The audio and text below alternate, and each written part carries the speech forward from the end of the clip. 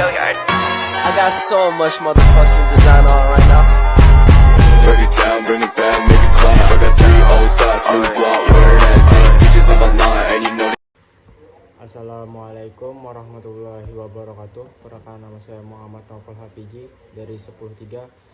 Saya akan menjelaskan tentang perkembangan teori atom.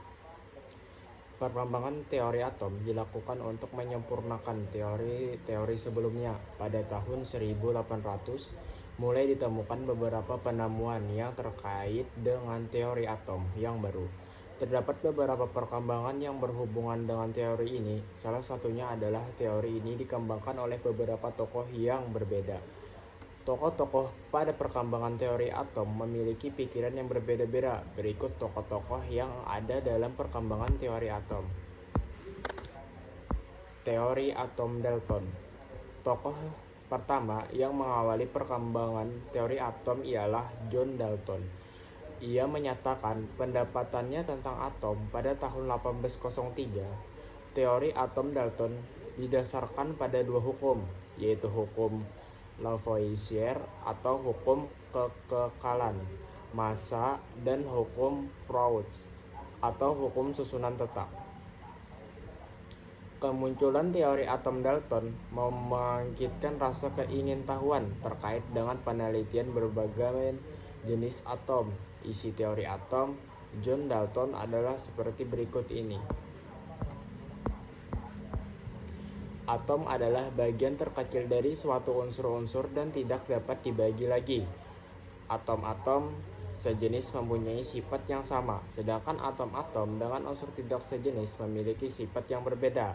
Dalam reaksi kimia, terjadi penggabungan atau pemisahan atom. Atom dapat bergabung dengan atom lainnya untuk membentuk molekul dengan memperbandingkan bulat dan sederhana. 2. Teori atom Thomson. Setelah teori atom Dalton, tokoh perkembangan teori atom selanjutnya adalah teori atom Thomson.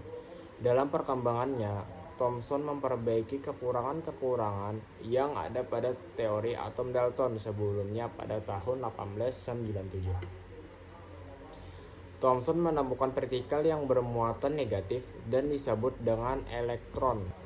Elektron merupakan penemuan yang bertujuan untuk memperbaiki kekurangan teori atom sebelumnya. Elektron merupakan penemuan yang bertujuan untuk memperbaiki kekurangan teori atom sebelumnya. Teori atom Thomson berawal dari penemuan tabung katode oleh William Crookes. Dari penelitian yang sudah dilakukan Crookes, Thomson mengembangkan penelitiannya tentang sinar katode di laboratorium Cavendish. Setelah selesai dan mendapatkan hasil dari penelitian yang dilakukan, Thomson menemukan bahwa sinar katode adalah sebuah partikel. Hal disebabkan karena sinar katode mampu memutar baling-baling yang diletakkan antara katode dan anode. Setelah mengetahui hal itu, Thomson menyatakan bahwa sinar katode termasuk ke dalam partikel penyusun atom, partikel subatom, yang memiliki muatan negatif dan sekarang disebut dengan elektron. Yang ketiga, teori atom Rutherford. Teori atom selanjutnya adalah teori dari Ernest Rutherford. Rutherford lahir Selandia Baru dan berkebangsaan Inggris. Ia adalah murid sekaligus partner dari Thomson. Meskipun Rutherford seorang murid dari Thomson, tetapi ia mengembangkan teori atom dan memperbaiki teori milik gurunya yaitu Thomson. Rutherford dan kedua asistennya menemukan inti atom pada tahun 1910. Inti atom memiliki jari-jari yang lebih kecil jari-jari atomnya. Teori yang ditemukan oleh Rutherford berasal dari eksperimen penembakan inti atom lempengan emas dengan partikel alfa, sebuah partikel dengan massa 4 kali massa atau hidrogen dan memuatan positif sebesar 2 kali muatan elektron.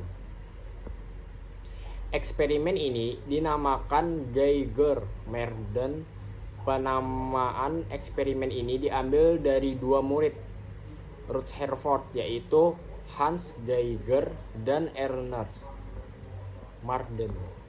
Ketika melakukan eksperimen, Rutherford memuat rancangan percobaan penemukan atom emas dengan partikel alfa yang dipancarkan unsur radioaktif.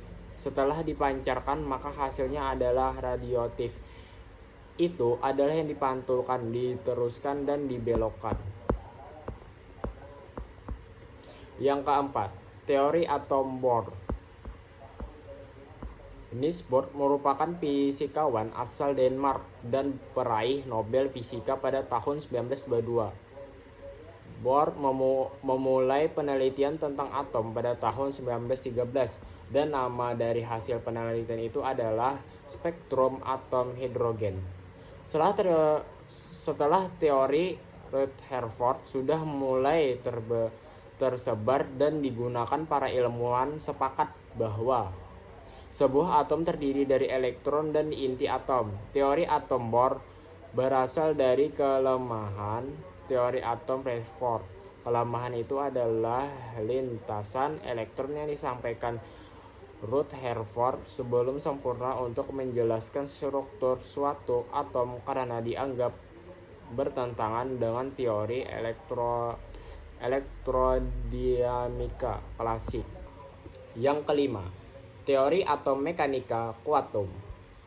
Alasan teori mekanika kuantum dikembangkan adalah untuk menyempurnakan teori atom Bohr.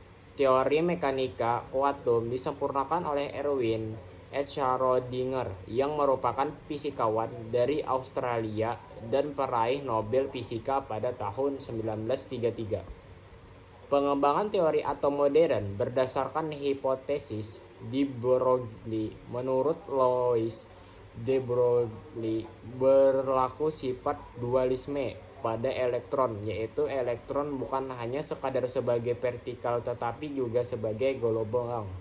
Dengan kata lain, elektron akan bergerak seperti gelombang dan memiliki lintasan yang juga merupakan gelombang. Sekian dari saya. Wassalamualaikum warahmatullahi wabarakatuh. Bad, make it clap. I got 3 old thoughts, new block.